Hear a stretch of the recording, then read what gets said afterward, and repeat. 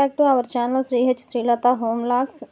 ఎలా ఉన్నారు? అందరూ బాగున్నారా? మేము చాలా బాగున్నాము. ఈరోజు మా అత్తయ్య గారి చేత సొరకాయ మసాలా కర్రీ చూపిస్తాను. ముందుగా సొరకాయ తీసుకుని కడిగేసి దానికి ఏదన్నా స్పూన్ కానీ దేని పెట్టన్నా అలా హోల్ పెట్టాలి. మొత్తం కాయ అంతా అలా హోల్స్ పెట్టేసేసి కల్లుప్పు ఉంటుంది కదా, దాంతో మొత్తం బాగా రుద్దాలి. అదంతా పైన తోలు అంతా బాగా నునుపు వచ్చేటట్టు రుద్దాలి. రుద్దేసి కాయను పెద్ద పెద్ద ముక్కలుగా కోసి ఒక చోట ఆరబెట్టుకోవాలి. ఈ ఉప్పు రుద్దటం వలన ఏమవుతుందంటే కాయ నీరు వస్తుంది. ఆ నీరు పోయేదాకా ఒక చోట బోర్లించి పెట్టుకుంటే నీళ్ళంతా వంగిపోతాయి. చూడండి ఎలా కోస్తున్నారో పెద్ద పెద్ద ముక్కలుగా. ఆ కాయంతా ఉప్పు రుద్దేయాలండి. అప్పుడు పైన తోలుకి ఏమన్నా ఉన్నా ముందు ఏదన్నా కొట్టినా చేసినా మొత్తం పోతుంది.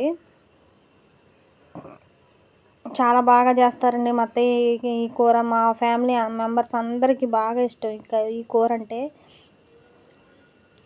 పనిమాల అడిగి మరీ చేయించుకుంటారు ఈ కూర మా అత్తయ్య చేత. వారం రోజులైనా సరే పాడవదండి, బాగానే ఉంటుంది. మా అత్తగారు సొరకాయ కూర ఒకటి, కాకరకాయ ఉల్లి కారం పెట్టి చేస్తారు. అదొకటి చూపించాను ఆల్రెడీ వీడియోలో. అది కూడా చాలా బాగా చేస్తారు.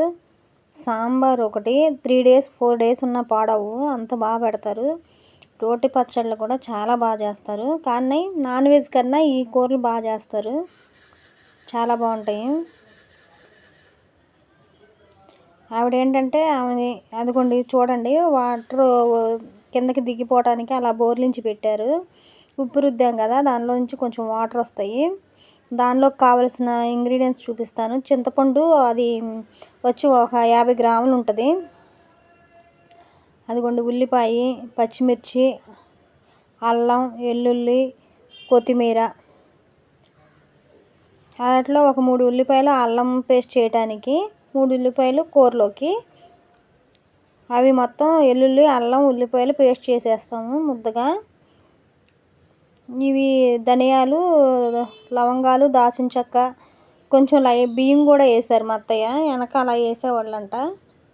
ఇది చింతపండు వచ్చేసి 50 గ్రాములు. అది కొంచెం బియ్యం కూడా వేసారు. అలా వేసి మసాలా నూరితే స్మెల్ బాగా వస్తుంది, టేస్ట్గా ఉంటుందని చెప్తున్నారు. మరి ఆవిడకి ఆమె చిన్నతనంలో ఇంటి దగ్గర వాళ్ళు నేర్పిందంట ఒక ఆవిడ. ఆ మామగారు ఇలా చేసేవాళ్ళంట. అందుకని ఆమె ఏంటంటే మనం అయితే పెద్ద మిక్సీలో వేసేస్తాం తొందరగా అయిపోవాలని. మా అత్తగారు అలా కాదు, రోట్లో చక్కగా దంచుకుని దేనికి అది రోట్లోనే నూరుతారు మసాలా. అది కూడా పొడి మసాలా అవన్నీ నూరేసి పెట్టుకున్నారు. ఇది ఉల్లిపాయ కూరలోకి. కొత్తిమీర, పచ్చిమిర్చి చీలికలు చేసి పెట్టాము. ఉల్లిపాయ, అల్లం, వెల్లుల్లిపాయలు దంచి పెట్టారు. ఇవి బియ్యము, ధనియాలు, లవంగాలు, దాల్చిన చెక్క కలిపి ఏం చేసి వెల్లుల్లిపాయలు వేసి పొడి కొట్టాం.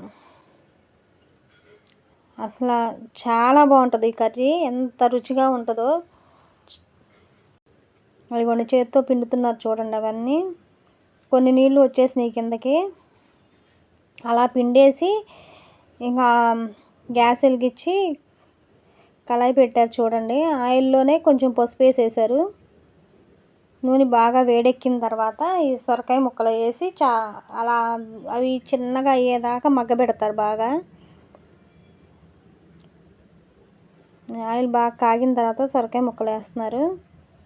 చూసారు కదా ఎంత పెద్ద ముక్కలు కోసారో. అవి వేగేసరికి చిన్నగా అయిపోతాయి. ముందు తాలింపు ఏం పెట్టరు, నూనెలోనే ఈ పచ్చిమిర్చి వేసేసి సొరకాయ ముక్కలు మొత్తం వేసేసి వేయించుతారు. బాగా నూనెలో మగ్గబెడతారు. అది బాగా మగ్గిన తర్వాత అప్పుడు పేస్ట్ అది వేస్తారండి. అది పచ్చిమిర్చి, ఉల్లిపాయ వేసారు. మళ్ళీ ఇదంతా అయిపోయిన తర్వాత పోపు పెడతారు. తాలింపులో కొంచెం ఉల్లిపాయ, పచ్చిమిర్చి, కొత్తిమీర వేసి ముక్కలు కూడా వేసేసి మగ్గబెడతారు. చాలా వాటర్ వచ్చేస్తాయి, ఉప్పు రాశారు కదా, అందువల్ల సొరకాయలో ఉన్న వాటర్ చాలా వరకు బయటకు వచ్చేస్తుంది. ఈ ముక్కలన్నీ వేసేసి అంటే ఈ సొరకాయ వచ్చి పిన్నోళ్ళు ఇచ్చారండి వాళ్ళ టెర్రస్ గార్డెన్లోది. నేను ఒకటి కొనుక్కొచ్చాను చిన్నది, 2 కలిపి వండాను కూర, వండిచ్చాను అత్తయ్య చేత. అవన్నీ బాగా మగ్గిపోయాయి. నూనెలోనే మగ్గాలండి, వాటర్ ఏం పోయారు. ఎన్ని వాటర్ వచ్చినాయో చూడండి. ఇది మొత్తం మగ్గిన తర్వాత అప్పుడు మనం పేస్ట్ చేసుకున్నది వేశారు.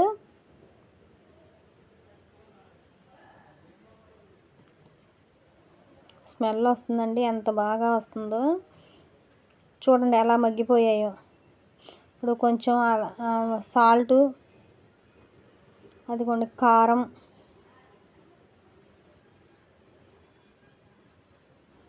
ఈ అల్లం పేస్ట్ అది వేసారు కదా, మంచి స్మెల్ వస్తుంది. చాలా బాగుంటుందండి కూర మాత్రం. అంత పెద్ద ముక్కలు కూడా చూడండి ఎలా అయిపోయాయో, వడిలిపోయినట్టు అయిపోవాలి మగ్గిపోయి. ఆయిల్ చూసారా ఎలా పైకి వస్తుందో. ఇందాక చూపించాను కదా 50 గ్రాముల చింతపండు, అదంతా గుజ్జు తీసి పెట్టుకున్నారు. ఇప్పుడు ఇవి బాగా మగ్గిన తర్వాత ఈ అల్లం పేస్టు, ఈ ఉప్పు కారం అంతా బాగా ఏగి ముక్కలకు పట్టిన తర్వాత అప్పుడు చింతపండు పులుసు పోస్తారు. పోపు పెడుతున్నారు. తర్వాత పోపు దానిలో వేసేసి ఒక 2 నిమిషాలు ఉంచి దింపేశారు. చాలా రుచిగా ఉంటుంది. ఇంతటితో ఈ వీడియో ఎండ్ చేస్తున్నాను. లైక్ చేయండి, సబ్స్క్రైబ్ చేయండి. థ్యాంక్ యూ సో మచ్ అండి. మర్చిపోకుండా అందరూ వండుకుని ఎలా ఉందో నాకు మెసేజ్ పెట్టండి. థ్యాంక్ యూ అండి.